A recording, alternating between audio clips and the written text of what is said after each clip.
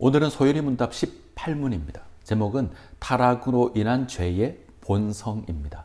자, 먼저 한 가지 질문으로 오늘 강의를 시작하려고 합니다.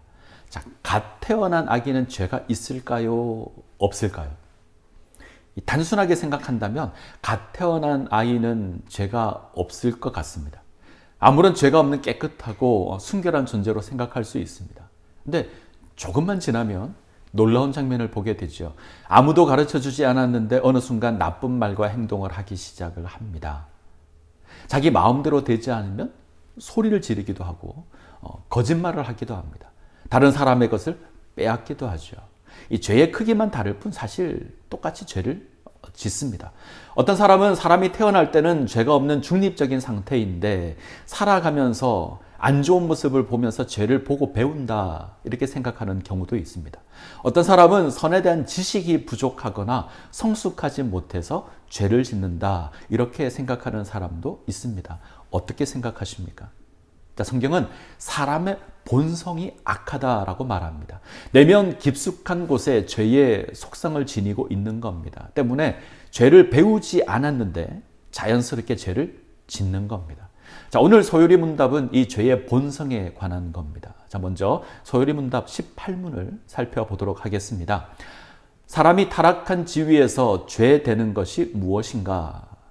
사람이 타락한 지위에서 죄 되는 것은 아담의 첫 범죄에 유죄한 것과 근본의가 없는 것과 원성품이 부패한 것인데 이것은 보통 원죄라고 하는 것이요.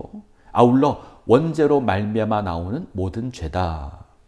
자, 대답이 조금 어렵습니다. 좀 쉽게 표현해 볼까요? 사람이 타락한 상태에서 지니는 죄가 무엇인가? 이게 물음입니다.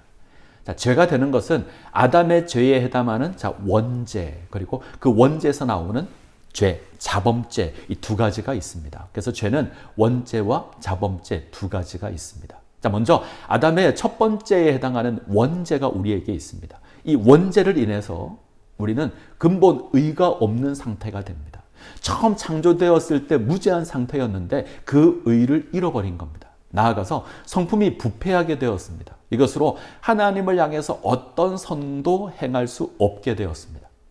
동시에 죄를 짓는 삶을 살아가게 됩니다. 자, 원죄를 인해서 어떤 의로움도 지니지 못하고 어떤 선도 행할 수 없습니다. 도리어 이 원죄로 말미암아 죄를 짓는 삶을 살아갑니다. 자, 이것이 타락한 인간의 본성입니다. 자, 이러한 인간의 상태를 이제 전적 타락 이렇게 이야기를 합니다. 자, 오늘은 이 전적 타락을 이 세 가지로 한번 살펴보려고 합니다. 자, 첫 번째, 모든 인류는 유죄인 상태로 태어납니다. 아담의 타락으로 인해서 죄인의 신분으로 태어납니다. 죄의 책임을 가지고 태어나는 거죠. 그리고 이 원죄는 우리를 더럽게 만드는 죄의 뿌리가 됩니다. 자, 로마서 5장 14절을 보시면 아담으로부터 모세까지 아담의 범죄와 같은 죄를 짓지 아니한 자들까지도 사망이 왕노릇하였나니 고백되어 있습니다. 자, 두 번째, 원죄로 인한 죄의 오염으로 하나님을 향한 어떠한 의도 지닐 수 없고 어떠한 선도 행할 수 없습니다. 창조 때 첫사람이 지녔던 그 의가 사라졌습니다. 이것을 전적 부패라고 합니다. 성경은 의는 없나니 하나도 없다라고 고백합니다. 자, 나아가서 하나님의 인정을 받는 어떤 선한 행동도 할 수 없습니다. 이것을 전적 무능력 이렇게 이야기합니다. 사람은 하나님을 향한 선이 아니라 죄를 짓는 존재가 되어 버렸습니다. 창세기 6장 5절을 보시면 여호와께서 사람의 죄악이 세상에 가득함과 그의 마음으로 생각하는 모든 계획이 항상 악할 뿐임을 보시고 되어 있습니다. 자, 세 번째, 원죄로 말미암아 인간은 죄를 짓게 되죠. 이것을 자범죄라고 합니다. 타락한 본성을 지니고 있는 인간은 어떤 선을 행하는 것이 아니라 도리어 자기 욕심을 따라서 죄악을 저지르게 됩니다. 자, 마태복음 15장 19절은 이렇게 고백합니다. 마음에서 나오는 것은 악한 생각과 살인과 간음과 음란과 도둑질과 거짓 증언과 비방이니.